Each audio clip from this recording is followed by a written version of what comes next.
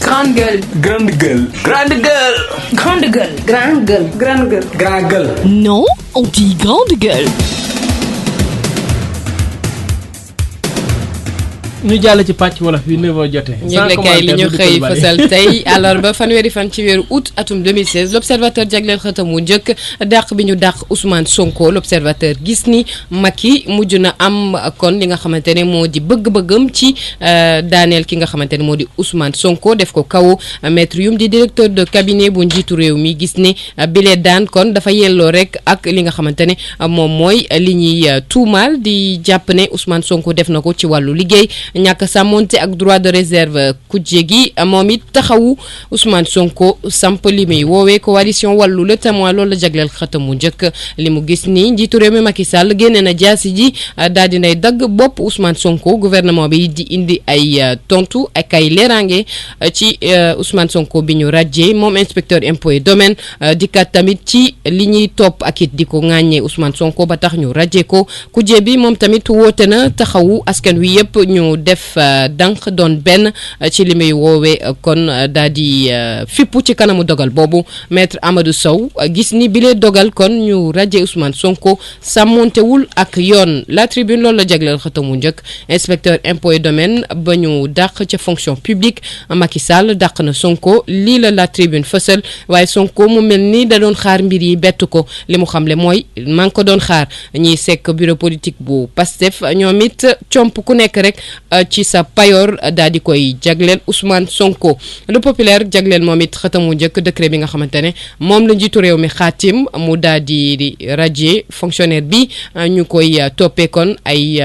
li nga xamante ne moo di manquement ci wàllu droit de réserve Macky Sall jàll na ci li nga xamante ne moom mooy di bëgg-bëggam mooy nërmeelu la Ousmane Sonko inspecteur impôt et domaine nekkit kilifa ci wàllu politique jëlee nañ ko ca fonction publique maître Sow di kenn ci layokat Ousmane Sonko gis ni bi de dogal sàmmontewul benn yoon ak yoon bu Sénégal Mamadou Mbodj bu M23 gis ni ñii moom plafonné nañu fi mu ne nii ci li ñuy woowee ndof gi nga xamante ne dafa dukkee ci nguur Seydou Gueye di ci indi ay leeraange ci wàllu yoon ci di tax ñu daal di jël daan kon daal di radier Ousmane Sonko bu fekkee ni nguur gi dafa nekk ci jamono joo xamante ne mënatul jël dogal ngir ñu sàmmonte ak yoon ban réew la ñu nekk wala ban état la ñu nekk ci beneen wet gi ci xët bu njëkk populaire kujje politique bi ci kanamu li muy woowee li nga xamante ne mooy mbir yu jéggi dayo ci nguur gi kujje politique bi samp na wàllu Sénégal ngir jàmbaarloo ak nguur bu Sénégal réew mi ñoo ko sekk PDS grand parti bokk gis-gis UCS ACT tekki FSD/BJ Pastef ak yeneen i banqaas ci wàllu kujje politique bi mbaa société civile yi le quotidien moom loolu la jagleel xëtamu njëkk di njiitu réew mi daal di dàq kii di inspecteur Sonko ñu raje ko Sonko bokkatul ci domaine yi impôt et domaine li nga xamante ne moo di powum baat yooyu le quotidien fësal Sud Quotidien jagleel xëtamu njëkk li may woowee pàcc bu mujj kon jéego bu mujj ci li nga xamante ne moom moo dukkee ci coow li ñu wax ni lii di wàllum impôt et domaine ca pencum ndaw réew ma duñu ko fay te Ousmane Sonko inspecteur impôt et domaine siiwaloon ko Macky Sall mujj na koo dàq Doudou Wade bokk ci comité directeur bu PDS nekkoon démb ab pencum ndaw réew ma gis ni ab radiation bile loo xamante ne ni dëppoowul ak yoon wàllum dogal politique la ngir daal di kon xeex Ousmane Sonko mi ñu gis ni nguur gi daf ko jàppee ni ab wujj ci wàllu politique Modou Diagne Fada njiitu parti démocrate réformateur yeesal gis ni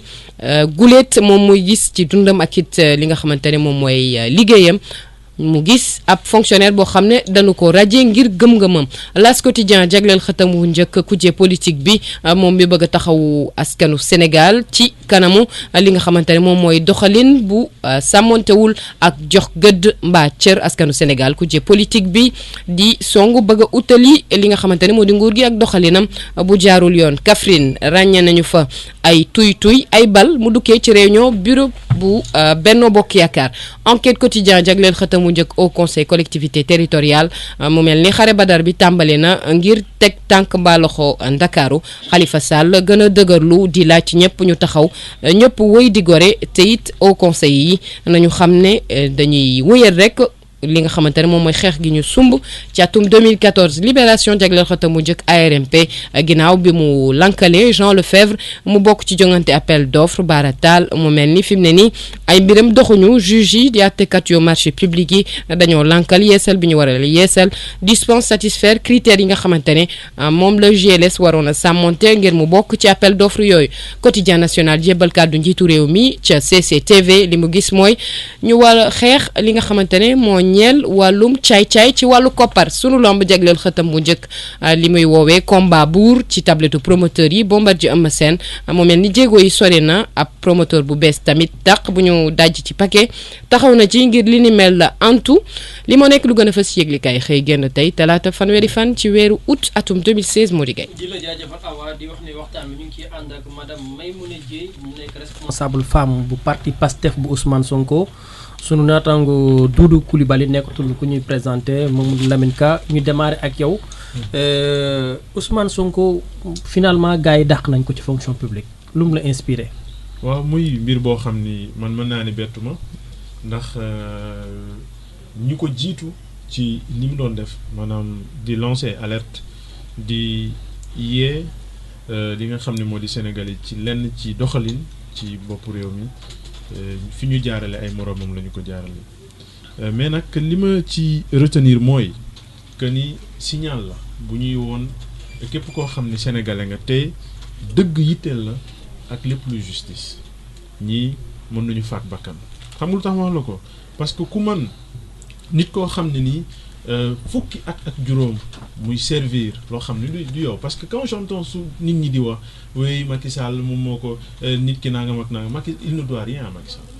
Ousmane Sonko est major de sa promotion.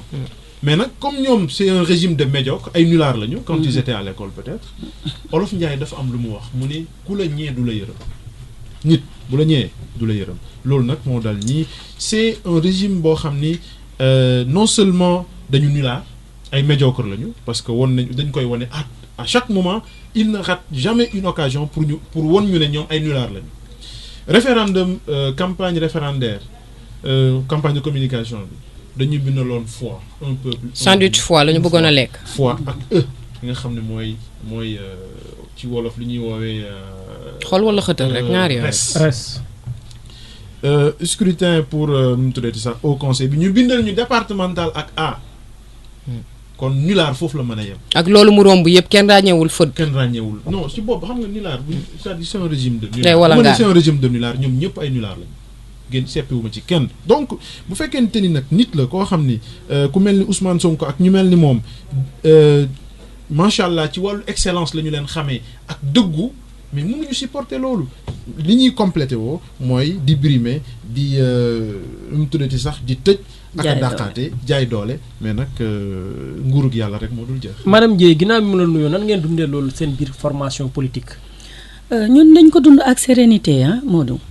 c'est-à-dire ñun ba ñu koy dégg daanaka xaaroon nañ ko lu jiitu ñun ñu ngi ko doon xaar boobu ba tey waaye ndax Macky Sall moo yore réew mi waaye gën a ñoo dëkk ci réew mi lépp lu muy def suba ba ngoon saa yu xëyee xam nañ ko kon lépp lu muy pexe rek xam nañ ko te xam nañ ni pareegul waaye nag ñu ngi koy xaar Pastef tey la gën a taxaw Pastef tey la gën a jóg pour xeex li nga xamante ne nii moo jaaduwul ci réew mi li ma ci gën a neex nag mooy xam naa ni yeneen i Pastef a ngi jóg yeneen i Ousmane Sonko ngi jóg parce que lii c'est un crime lii defuñu ko Ousmane Sonko donc képp kuy fonctionnaire nga xamante ni sañ nañ ni foo toog yaa ngi fay liggéeyal Sénégal lii atteinte la ci yow lii meurtrissure la ci yow kon Macky Sall fonctionnaire yëpp la waxal lii mu def nii daf ko def peuple Sénégal tam teg ci ndax li mu sanctionné Ousmane du lenn lu dul politique bu mu supporté wul mu xeexee ko pouvoir position jël pouvoir am jël état di ko xeexee politique. à la limite même lâche. c'est de la lâcheté mais nag am na côté boo xam ni dafa fàtte yàlla ndax Macky Sall dafa fàtte ni yàlla de yàlla nañ ci yàlla musal. dafa fàtte ni sunu borom moo ko fi teg man personnellement laay wax personnellement dama cee am naqar boo xam ne dama gis ni kii amul yëg-yëg amul gis-gis parce que bi muy falu 2009 booba maa ngi bitim réew ma dégg ni ko Ablaye Wade def biir assemblée ma naan kii na bàyyi na génn ndax yàlla koo yaakaar yàlla la yaakaar muy dem ñu ne du dugg ci palais bi mu naxariñu lool ndax diaspora bi nit ñi dañuy dajaloo ci ay kër di déglu di wax ñu traité ko d'une manière boo xam ne sénégalais yi loolu lañ ko xeexale ba mu yéeg tey ci nguur gi mais dafa foog ni xëy na moom moo nax sénégalais yi mais sunu borom moo namoon mu toog ndax di nga foog ni yaa ngi nax nit ñi ndax tey génn na jikkoom nax la koy tuddee mais yàlla moo nangu woon ni mooy falu au début ñu ngi naan président de circonstance lii ak lale mais dafa fàtte ba tey ni nit ki booy naxal jéemal nax ku ne suuf yàlla donc am na tey ji lu am ñun ñoo ko war a noter sunu boroom daf ni loo liggéey rek maa la koy fay yàlla moo ko wax un atome de bien se paye mais un atome de mal se paye tout le mal qu'il a fait sunu boroom dina ko fa man yaxmal misqaala zarratin xayran yara wa man yaxmal misqaala zarratin charran yara kon moi je le laisse devant ses responsabilités Macky Sall et je l'interpelle fi mu ne nii toll na ak Sénégal foo xamante ni tànk bu mu yëkkati rek na ko xool parce que ni ñuy taxawee naan ay bàyyi naa la ak yàlla loolu wax la mais sunu borom moo ñu tiim te yàlla moo ñu gën a jege sunu xol merloo na nit ñi man daf ma bett man Macky Sall daf ma bett dama koy rus di wax sax mais gis nga bés bi mu jëlee nguur gi man sama rongoñ tuuru na ndax booba dëggu yàlla laa gis mu taxaw te dëggu googu laa nam ma man moo tax ma dugg Pastef moo tax keneen ak keneen nekk Pastef parce que ay nitu dëgg rek ñoo fa nekk su ëlbatikoo tey doxalee nii ça veut dire qu'il n'a pas mérité ce que Dieu lui a donné yàlla da ko may te xamu ko mu naagu wëlbatiku bi mu génnee li mu njëkk a def mooy di xeex indi fi benn crayon teg di xeex of nag bi mu tegoon sax te gëmu ko tey jii wane na li mu ci namoon taalibe yi rek donc moom bantam la yor rek di dóor ku ko neex handicapé yi mu leen di tëj taalibe yi mu ramasse mais am na loo xam ne nit ku koy def dama lay yërëm moo tax li ñu naan politique ku ko deful il faut ñu dugg ci biir politique bi fa ñu nasee boo ko forul bant boobu dof ba for ko di la ko dóor kon il est temps que les Sénégalais réagissent parce que le peuple est souverain peuple bi moo taxaw fi mu nekk nii war a wax te dinañu wax bu yeboon nag bu dee dafa bëgg foog ni dictature ak tentative d'intimidation de musulman la koy yoree dëkk bi dina yëngu parce que duñ ko nangu Sénégal weesu na foofu Doudou Coulibaly lu mu la inspiré ak coalition yi juddu pour jàpp ci mbir mi dama bind tey fajar bi laa pare benn bind tuddee ko noppi leen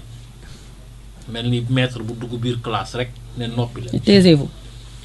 ne silence waaw wala silence xam nga loolu boo ko xëyee rek classe bi dootul yëngooti mais dafa mel ni régime Macky Sall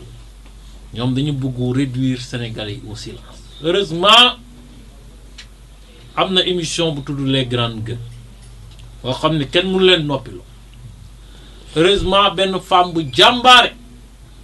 boo xam ne xam naa ni fan yi nu muy jot ci coup de fil bëri na lool ñu koy wax waaw sa rajo bi il faut mettre de l'eau dans le vin là les gosses là les Pastef dañuy ñëw foofu di wax il faut heureusement qu'il n'y a pas de vin ici Coumba Gawlo Seck résister parce qu'ils ne sont pas nombreux les patrons de presse qui résistent actuellement dañ lay jaar ci impôt jaar la ci courant jaar la ci intimidation ñu bëri ils ont courbé l'échine sëgg moom nag dafa taxaw kon dañoo soxla ñu mel nii ak rajo yi mel nii man moom heureusement may liggéey rajo municipal de Dakar boo xam ni bu lu woon loolu xam naa ni man moom boole nañ ma ci gars yi yàgg ba daax yow kenn du la daax moo tax ma yenn saa yi damay ñaan rek ña fi nekk yàgg fi rek xam naa ni moom yenn maire yi bés bu ñu ñëwee GMD ñu fay ma samay droit ma dem te ku ma ko jox tamit ma dem uti leneen ndax j'ai mes compétences yàlla yaana waaw léegi fenn nag laa d'accordule ak waa Pastef mooy gis naa seen njàmbaar gis naa suuful bu bees bi nga xam ne ñu ngi koy andi ci wàllu politique mais dama leen gis ñu dugg ci coalition boo xam ne ñañ ko séqal non sénégalais yi ñoo leen gëmatul c'est les mêmes avec les mêmes discours et les mêmes méthodes gis nga Pastef bu ngeen xaaree gars yi ils ne feront pas d'action dinañ leen téye ci hôtel yi fii ngeen di réunion ba bëgg a dee te action du am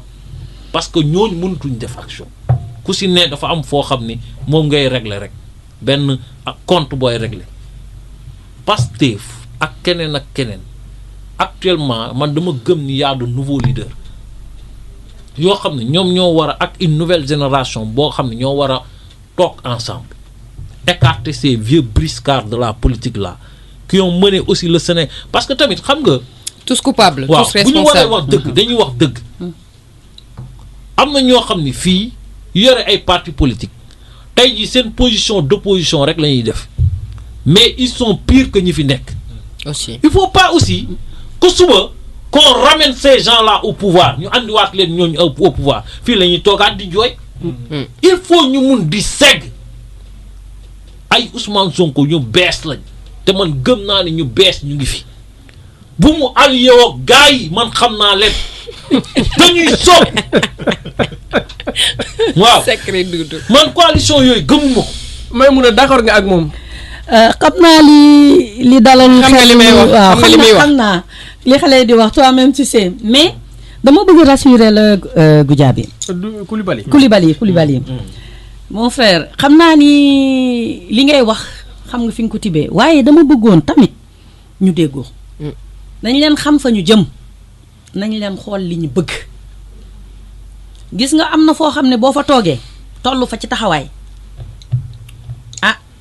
di nga xam nooy def pour yegg fa nga jëm de. mais li ma la mën a xamal mooy bu dee ñun ñëpp mànkoo wuñu réew mi mànkoo opposition bi mànkoo ñëpp taxaw ni déedéet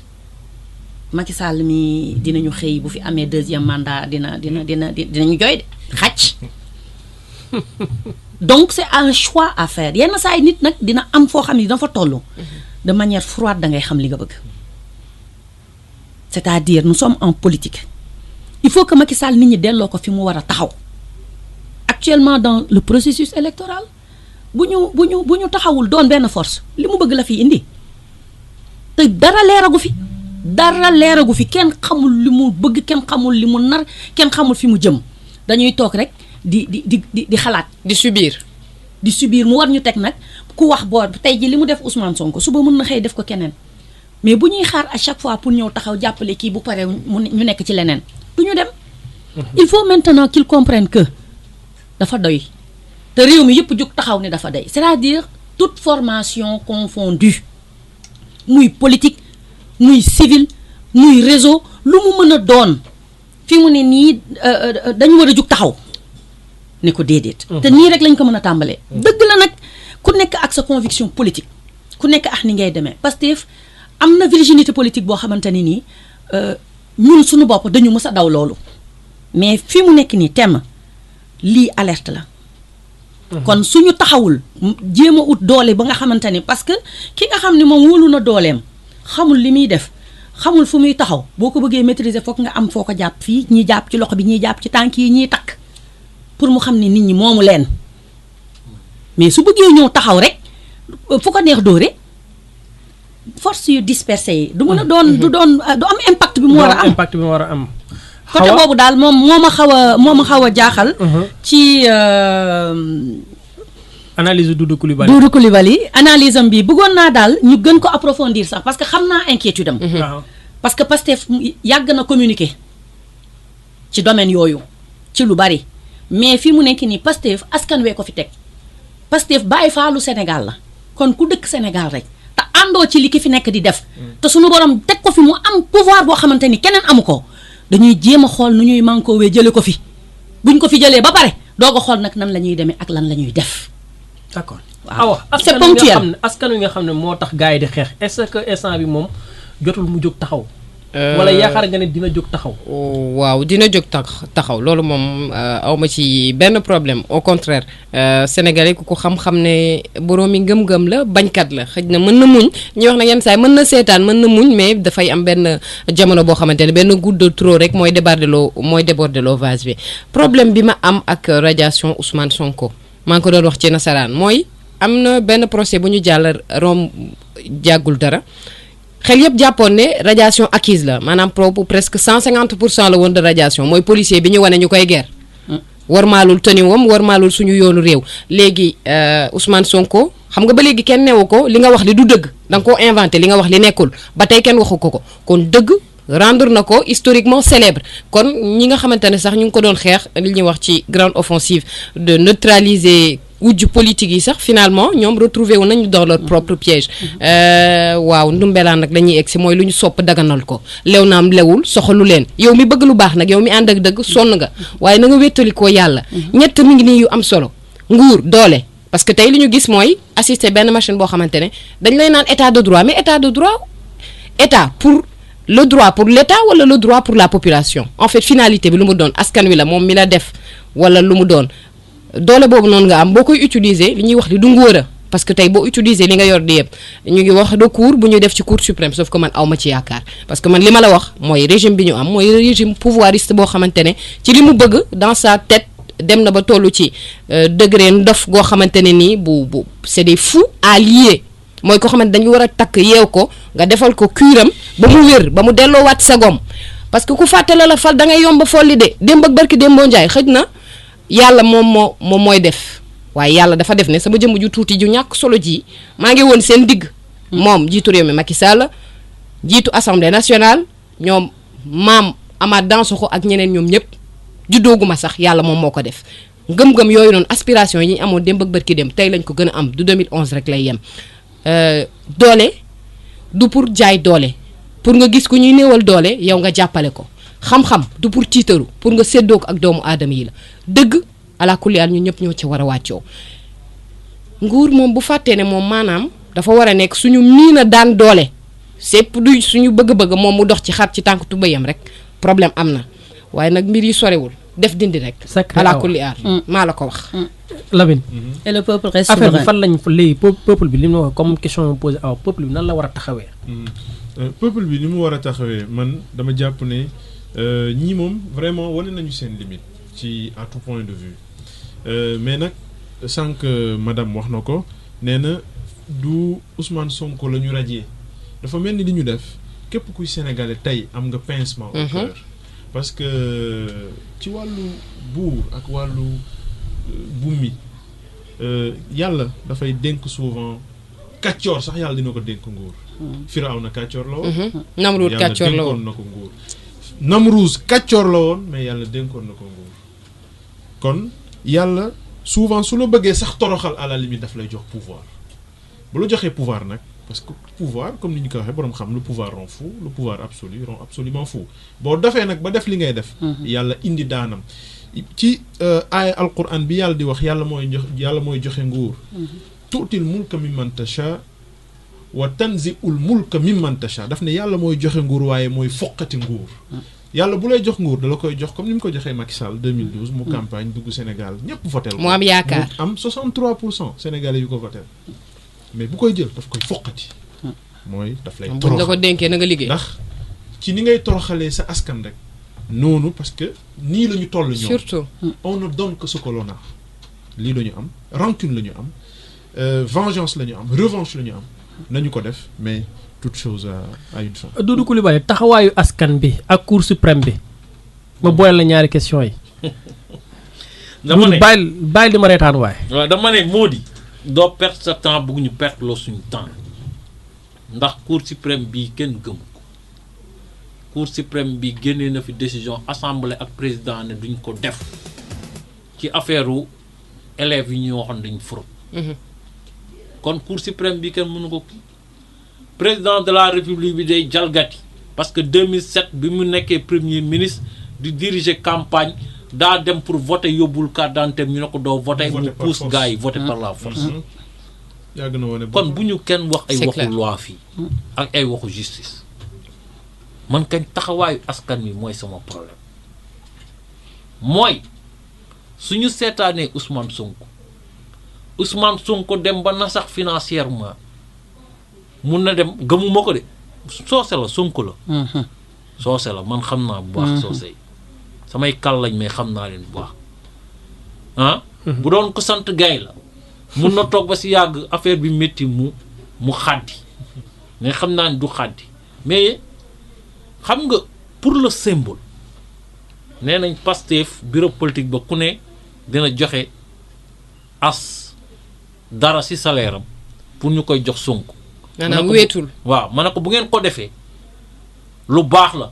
mais yéen kese waru leen ko def vous n'avez pas ce droit là. keneen tamit amul droit jël ay millions rek ne ko yow Sonko am léegi chaque fin du mois naa la ko jox parce que ku la abal bët moo lay wax fooy xool. il faut que pour le symbole que sénégalais bi jaaykatu caaf bi kay jaay fëgg jaay transporteur bi ku nekk génne ñetti dërëmam ak juróomi dërëmam ak 100 francs ñu koy dajale chaque fin du mois di ko jox Sonko ne ko yow léegi Sonko ñun leen rek lañ la dénk mooy demal biir Sénégal di yee sénégalais yow moom sa salaire ñun ñoo ko yor say doom ñoo ko yor lépp si muy sa besoin yi ñoo ko yor suba balaa ñuy dàqati nit danañ ko xoolaat bu baax a baax parce que lii ñuy def ni yëpp pour museler ko la rek. est-ce que li nga wax noonu jàpp nga ne mën naa nekk biir Sénégal. waaw. bañ a mun nekk. waaw. ñii nañ ko lancé tey nga xool. nañ ubbi kees bi rek xanaa xamoo yow moo di yow. da nga xamul ni gis nga les sénégalais silencieux. toog seen biir kër ñoo ëpp.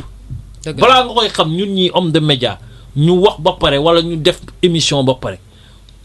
pendant 2 heures de temps dañuy sénégalais yi dañuy woo. ñoo xam ne ils sont prêts à financer lépp loo xam ne am nañ ko pour que régime bi jóge fi moo tax ñoom dañu war a def attention dans un pays normal benn waay mu ne assemblée bi versé wul impôt Youssou Ndour délinquant fiscal la rakku président de la république suñu milliards lay jël pour affaire pétrole président de la république bu normal da ko war a wax ah bon kaay toog ci palais bi yow expliquez-moi qu'est-ce qui se passe nga déglu ko def ay enquête boo bëggee def bilan. waaw bu fekkee ni yow dëgg-dëgg li ngay wax gouvernance sobre et vertueuse moom nga gëm mais nga yeewu suba teel di ko envoyer de petits fonctionnaires ñu ne dañ koy Sonko waru woon sax dem ci ay audition bu mel noonu boo ma convoqué du ma ñëw parce que xam naa faire valoir ngeen di ut ticket ngeen di ut pour ne suba on a respecté les procédures su doon maay moom du ma fa dem ndax ñii moo leen dàq jànga man gis nga man nit nag kaay ma xam ne balaa ma lay gëm dama lay gëstu de ba Sonko mii commencé wax balaa may reprendre man ay waxam mais dama koo gëstu da nga yaakaar ni man damaa dof ñëw nii rek Sonko mu ngi wax ni dama koo gëstu xam ni ku xereñ la ci wàllu jàng koo xam ne la il jouit d'une probité morale irréprochable te waa service am respecté nañ ko parce que respecté na lu muy liggéey ma xool sur le plan du droit masuma dégg ñu ne Sonko mu ne dossier tel traité naa ko lii ak lii lañ ci wax li mu wax c'est des informations contenues dans le site internet du gouvernement sénégalais da ko interpréter expliquer ko sénégalais xamu si droit en tant que responsable parti politique Amath Dansokho génnul premier conseil des ministres moom ak Mbaye Ndiaye ñu ne les caisses sont vides dëgg la loolu obligation de réserve la ñoo ko wax mu ngi fii ci internet bi duguleet kay ñu ne les caisses sont premier conseil des ministres Mbaye Ndiaye mooy porte-parole gouvernement mu génn conseil des ministres ñun journal sama kanam ñu tàllal ko micro mu ne les caisses il faut sénégalais yi may ñu parce que caisses yi dafa vide loolu du obligation de réserve la génn conseil des ministres yow doo porte-parole doo wax da ñu tàllal le micro yi nga wax loolu obligation de réserve la kooku est-ce que dàq nañ ko loolu la ñu waroon a noppi non gis nga quand même nañu waxante dëgg quoi moo di fu ñu jëmee ñii fu ñu jëmee réew mi du foofu léegi loo ci gis d'accord man taxawaay man taxawaay xeex rek madame Dieng man loolu laa gëm dama lay jox kàddu gi waaw. nga wax sa kàddu gu mujj tàggoowaale parce que waxtu yu dab nañu temps bi dafa gaaw baax na dama doon bëgg taxaw ci benn point rek waaw mooy jëmmi Ousmane Sonko Coulibaly xam naa gëstu na ci tuuti ndax Ousmane nekk na nit boo xam ne dafa jug dafa ragal yàlla dafa am lu muy yëg ci diine day sóoraale sunu borom ci lépp lu muy def ba nga xamante ne tey bu toogoon ba kenn amul kenn joxu ko dara sax dina toog ak dignitéem te xam naa ne yàlla bàyyi ko waaye nag askan wi nañu xam ne moom lay Pastef ak Ousmane Sonko di liggéeyal c'est important parce que li mu wax pour askan wi xam impôt yi muy fay ñi koy yor di ci foo ni ñuy taxaweek ni ñuy doxalee ci réew mi kon askan wee moom cër woowu parce que askanu Sénégal ñoom dañoo xamul ne ku ci nekk fa nga toog yaa ngi fay impôt paquetu allumette bu ndaw boo ko jëndee sax fay nga impôt paquetu suukar sax fay nga impôt ndax taxe bañ cay teg ba mën la ko jaayee ci njëg ba koy jëndee ci keesu état bi lay dem yow Ousmane Sonko moomu di liggéeyal état bi di liggéeyal état wu Sénégal pour que nit ñi di fay seen impôt donc moom day liggéeyal réew mi jël xaalisu réew mi di ko xool fu muy jaar ak fu mu dul jaar di yokk keesu réew mi nga xamante ne nii budget wam ci impôt la ko yaakaar une bonne partie du budget du Sénégal je peux dire les 80%. kon suñu taxawee Ousmane Sonko moomu ñëwaat naan leen kaay taxaw leen kat xaalis bii ngeen di denc pour ñu mën koo def ci politique yi nga xamante ne nii moom la réew mi war a taxawee di santé di éducation di lépp loo xamante agriculture di lépp loo xamante ne nii rek ressource la bu ñu war a yokk ci réew mi ndax ñëpp gis nañ fi Sénégal taxaw li ma lim yëpp ak yeneen yu mënut a wax ndax temps bi mayuñu ko yëpp sooxee. amul benn domaine boo xamante ne nii actuellement am na ci lu ñu mën a wax ni mi ngi dox. léegi moom mu taxaw nag ni loolu ñii ñu ngi koy jël di ko fowe. loolu mooy détournement d'objectif. détournement d'objectif ñu jël ko nag léegi moom bëgg koo indi di ko teg comme koo xamante ne nii askan wi lañ koy jànkonteel. askanu Sénégal na comprendre. malheureusement waxtu wi dab nañu. merci loolu rek laa bëggoon wax nga tàggatoo. waaw ñu ngi tàggatoo ak ñëpp di leen yëgal ne Pastef parti Sénégal yëpp la. Pastef les patriotes noonu mooy tur bi. d'accord Sénégal yëpp moo ko tax a jóg. donc na ñëpp ànd ñëw ñu xeex Coulibaly wax na lu am solo Ousmane Sonko tey la gën a soxla Sénégal xam ne wan ko ne ñu ngi sa ginnaaw ndax lépp lu muy def pour Sénégal jëm kanam la lépp lu muy taxaw di ko xeex di ko wane. c'est pour que Sénégal jug taxaw lépp loo xamante ne nii Macky Sall mi ngi koy def ak ñi mu àndal tas réew mi jaay suñuy ressources signé ay accord de partenariat économique ak tubaab yi ak leneen loo xam ne temps bi mayu ñu wax ko fii ñu xam ne nag jot na pour ñu taxaw ne déedéet ndax suñu Sénégal gii bu ñu yemoon ci li ñu am kenn du fi ndóol. d'accord voilà jërëjëf. dama bëggoon à part Sonko saluer taxawaayu patriote bu mag muy Coumba Gawlo Seck c'est pas parce que dama ñëw si rajo bés bu defee lu mu warul def su ma ko mënul wax fii naa ko wax feneen man noonu laa mel ah moo di. mun ngaa ñu wax ko fii. waaw bu defee lu warul def sax ñëwal wax ko xam nga lu tax ma bëgg relever lii. mooy y a une hypocrisie des artistes musiciens sénégalais te moom da ko dénoncer. ci lan noonu. waaw pourquoi ñu jël 2 ans successifs jël vacances citoyennes di ko jox Youssou Ndour moom moo ko dénoncé. ku sumb da ngay tooy. te gis nga nag su ko neexoon nag Coumba nag yàlla may na ko loo xam ni su ko bugg su ko neexoon dëgg-dëgg du si wax suñ ko posé question bi sax mu esquiver dem yoonam mais genre yu mel noonu ñooy tax suba sénégalais yi di taxaw maanaam dëbu parce que il n'est pas normal que musiciens yi di si seetaan ñoom ñëpp bu ñu jógoon tey jii ñiy def ay conférence de presse 3e bii di ñëw kenn du ko jox Youssou Ndour mais ñoom ñëpp c'est des hypocrites dañuy noppi di laqatu di wax waaye normal waaye boo leen tàllalee micro bi esquivé wu. Doudou tàggool waxtu wi dem nañu. ñoom d'accord ku ma wax ne lépp moom. maa ngi koy gërëm di ko sant ci courage boobu mu am. jërëjëf Doudou tàggool. Doudou jërëjëf Awa Lamine. bëggoon naa man tam remercier ko je profite de l'occasion pour vraiment rendre ko hommage. et rafetlu aussi li ma gis fii. vraiment j'ai été accueillie agréablement.